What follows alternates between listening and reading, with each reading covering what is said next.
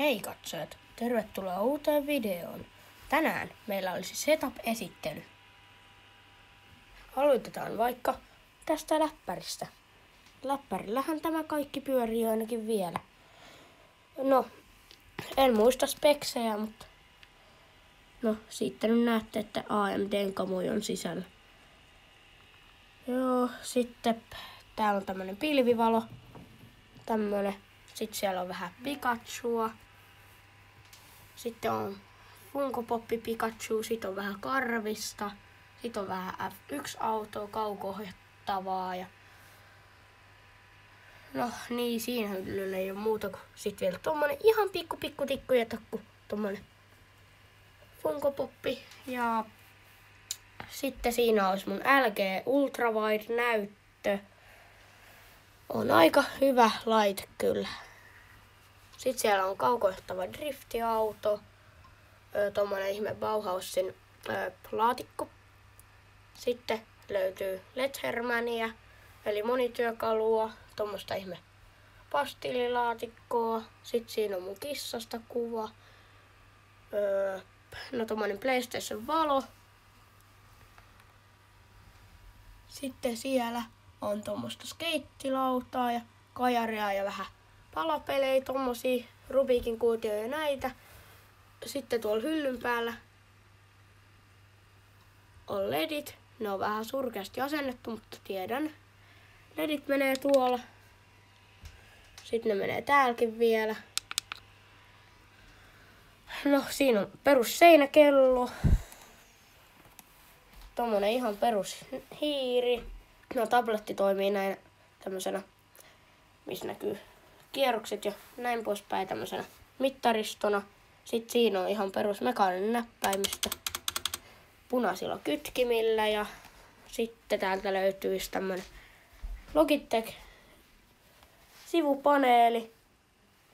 Vähän huono valaistus, laitetaan vähän noin. Tämmönen Logitechin sivupaneeli löytyy, siinä on tosiaan käsijarru on tässä näin ja sitten siellä on paljon kaikkea eri nappuloita. Ihan tämmönen perus tuoli. Eipä tässä mitään. Sitten Logitech G25 tässä näin. Siihen on vaihdettu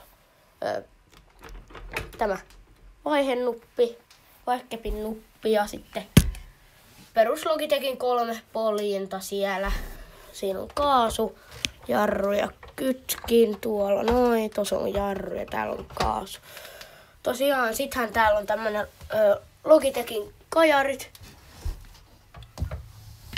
Tossa näkyy Logitech. Vanha tämmönen suppari täällä ja sitten tuolla näytön takana on aivan järkyttävästi piuhoja. Mutta ei välitä siitä. Siellä on toinen pöytä kajareista, tai siis tommosista hommeleista, mikä tuolla nyt onkaan. Ja sitten tuolla on toinen. Sitten siinä on vähän Forza Horisontti 6, Pleikka 4, ohjain. Sitten meillä on täällä tämmöistä kelloa tilattuna Temusta. On ollut ihan hyvä. Eri ledeille kaiken kaukkosäätimiä. Ja sitten siellä on kaiutinta. Sitten on pari Apple Watchia ja mä meinaan hommata tähän rattiin sitten semmoisen korotetun lisäratin niin sanotusti ja uudet noin polkimen, nämä päälliset tässä nämä ja näin poispäin.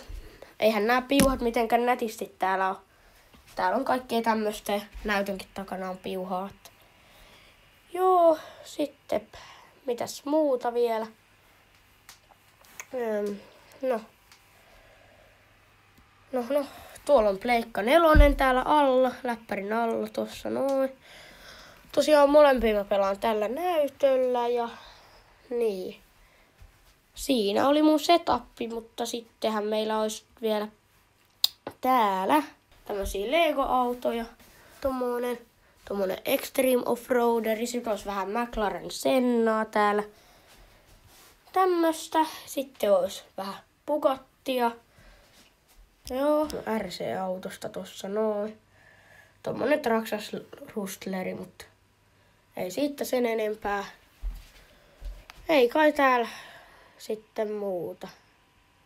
Ainahan mä jonkun asian unohan sitten. Ani joo, hiirimatto, jossa on ledit. Joo, siinä taitaa kaikki olla. Ei oo enempää. Mut no, tää oli tämmönen pieni setupin esittely jo ylipäätään, missä mä näyttelen vähän ympäri mun huonetta ja näin poispäin, mutta nähdään taas seuraavalla videolla.